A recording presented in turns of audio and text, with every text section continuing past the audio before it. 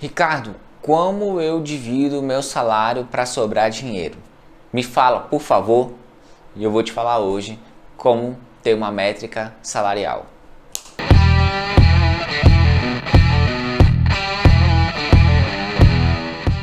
Muitas pessoas me perguntam, Ricardo, como é que eu gasto meu dinheiro para sobrar? Você fica falando que tem que sobrar, que eu tenho que me pagar primeiro, né? Robert Kiyosaki no Pai Rico, Pai Pobre já falava isso. Sempre se pague primeiro.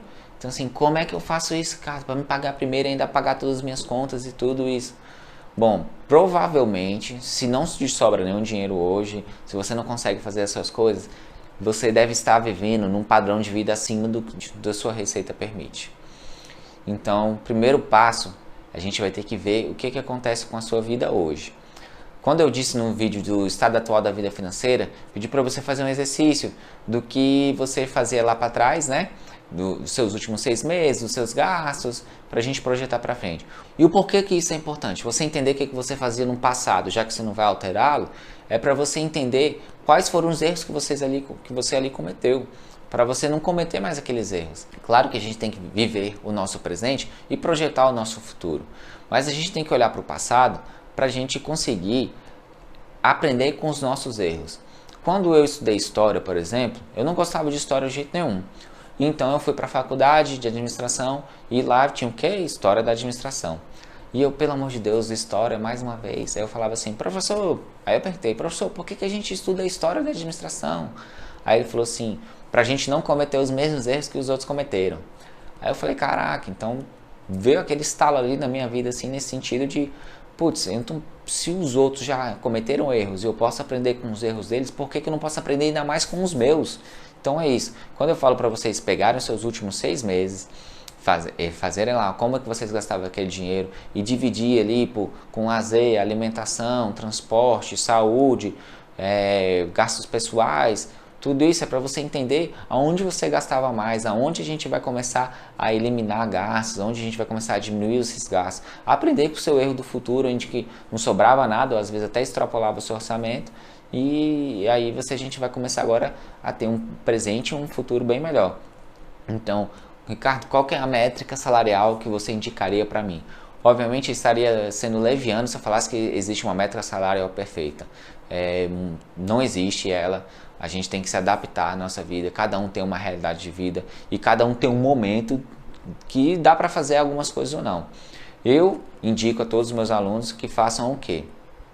Nesse primeiro momento, eu indico que você utilize 55% da sua receita para os seus gastos. Aí entra aluguel, luz, comida, tudo é saúde. Então assim, você tem que enquadrar a sua vida nesses 55%.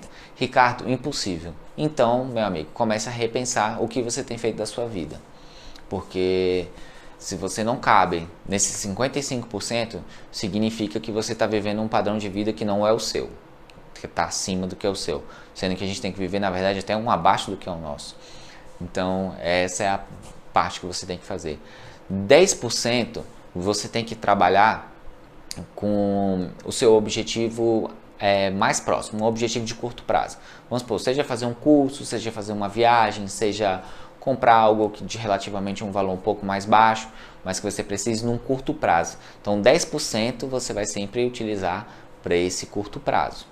E aí a gente vai pegar esse dinheiro e reservar num investimento de uma liquidez maior, uma rentabilidade mais baixa.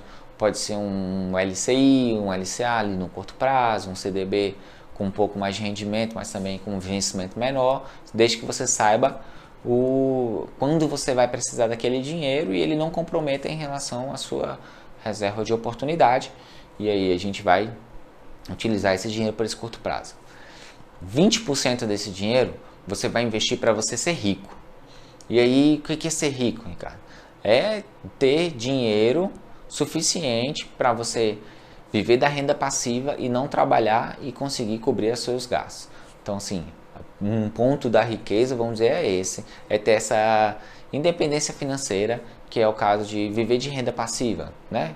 Aí é onde você já tem uma riqueza financeiramente falando. Então, a gente investe 20% desse dinheiro para ser rico. E aí é pensando no longo prazo. Aí já são outros tipos de investimento, investimentos mais de longo prazo, investimento que a gente busca talvez um pouco mais de risco, uma renda variável, né? E aí a gente coloca esses 20% lá. Mas obviamente a gente vai trabalhar com a renda variável desde que você conheça. Se você não conhece, vai colocando em outro tipo de renda fixa. 10% é para você gastar com o que você quiser. E exatamente isso, com o que você quiser. Por quê? Porque a gente também tem que ter um pouquinho de alívio na nossa vida. Se eu só trabalhar pensando no meu futuro, pensando nos meus objetivos de curto prazo, que eu tenho que adequar a minha vida ali àquele padrão ali que talvez eu achava que não era o meu. Então a gente tem que o quê? Pegar todo esse 10% e gastar de uma certa forma como recompensa em você estar conseguindo alocar os seus recursos dentro dessas métricas que eu estou falando, 55%, 10% curto prazo, 20% para ser rico. Quando você consegue isso, você pega 10% e vai lá e gasta da forma que você quiser, sem julgamentos, sem arrependimentos, só você gasta para... Mas obviamente, você tem aquele mês, tem aquele dia no mês, você gastou tudo num dia só, vai saber que acabou ali essa cota. Ricardo, nessas minhas contas aqui estão faltando 5%, e o que eu faço com esses 5%? Bom, cara, na nossa vida a gente tem que trabalhar com a relação ganha-ganha-ganha, que é ganha você, ganha o próximo que está trabalhando contigo e ganha a sociedade como um todo. E como você pode ajudar a sociedade como um todo? É através de doação. Você pode se doar, né? Vamos dizer assim, doando sangue, você pode ajudar num lar dos velhinhos, você pode ajudar os moradores de rua de alguma forma, mas você pode ajudar também, como é muito necessário, financeiramente. E esses primeiros 5% você vai ajudar doando, você vai pegar e doar. Doar, cara, te dá uma paz de espírito muito grande. É muito bom você saber que você tem para doar, que você gasta seu dinheiro, você vive ali a sua vida e ainda assim te sobra para doar. E ainda assim você está ajudando alguém. Aqui dali vai te motiva até para você ter mais, para depois você ajudar mais, doar mais e você acaba consequentemente tendo mais na sua vida também. Então, o doar ele é muito importante porque ele te traz essa paz, essa alegria, essa sensação até de dever cumprido. Poxa, eu estou ajudando as pessoas e tudo. Porque imagine se eu estivesse naquela situação, eu gostaria de ser ajudado. Então, você vai buscar sempre não estar naquela situação, mas vai ajudar quem ali está.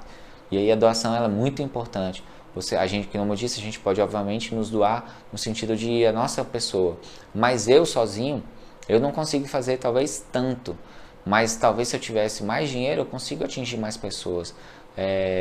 Por exemplo, os milionários nesses momentos de crise que a gente está vivendo agora são os que mais ajudam, né? Então, porque eles sozinhos talvez não consigam fazer tanto, mas o dinheiro dele pode ajudar um monte de pessoas, milhares de pessoas. Então, o seu pouco, esse 5% pode ter certeza.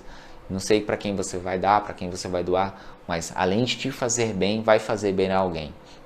E aí você vai com certeza trabalhar para cada vez ajudar mais as pessoas e no final das contas você vai estar se ajudando também.